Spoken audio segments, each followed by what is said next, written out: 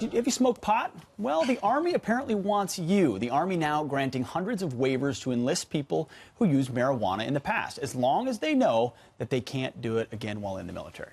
The Associated Press reporting the number of waivers granted for pot use jumped to more than 500 this year, up from 191 in 2016.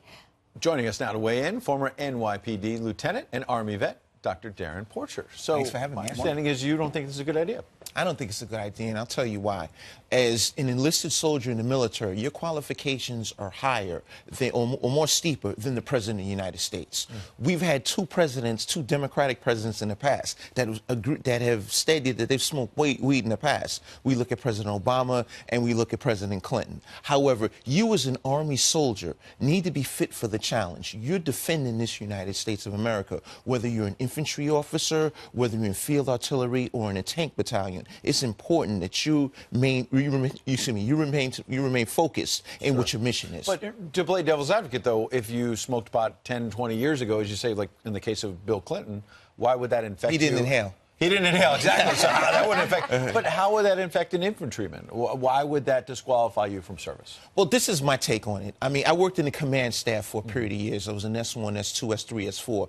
And one thing that I have noticed is people's socialization had transcended from what they were as a common citizen into the military service. The Uniform Code of Military Justice, that's basically the law spectrum that defines what people are supposed to do in the military, is pretty focused, and I find oftentimes people bring that socialization into their military service.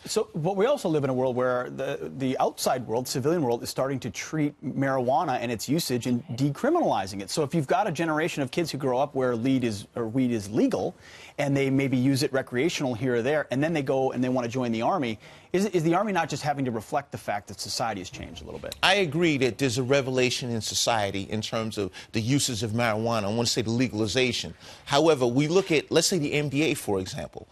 You have players that play on teams that are in states where weed is legal. However, it is unlawful, or I want to say it's a prohibited act for those NBA players to ingest marijuana. Within the NBA rules. Right, within the NBA rules. And so I use that as a contrast and comparison. And the same holds true in a place like Colorado. We have an Air Force base in Colorado Springs, but those airmen cannot ingest marijuana. And that's a rule that comes into play. So it goes back to Gren. We do have a revelation in laws, but at the same token, I think it's of optimum importance that we have qualified airmen and soldiers that defend our United States, and they haven't ingested any type of illegal drugs. My husband is a member of Congress. He's had to go to quite a few opioid sort of drug abuse conferences, and he spoke with a very prominent drug abuse counselor who directly said to him, do not legalize marijuana. This is the gateway drug. And does that also play into why you are so much against military members having smoked pot and letting them in and these waivers?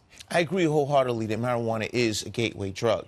And we want the finest troops to come into our military, because right now we're still at war. A lot of people don't realize this. We have troops in Afghanistan, we have troops in Iraq, and it's important that we have troops that maintain an optimum vigilance. And it goes back to what was their socialization prior to becoming troops in our military, and we need to have the best people, best qualified troops to defend this United States. As you know, and I've dealt with it too as a headquarters company commander, the military takes drug use very, very seriously. Right. So when you do issue these waivers, it could also be a reflection of, are recruiting numbers down? Or they need different types of people? That could be a factor as well. It's interesting. I came on in '86, and in '86, a lot of my NCOs were prior Vietnam veterans, and they had horrific experiences with drug use from the Vietnam War. That was the last war that we lost.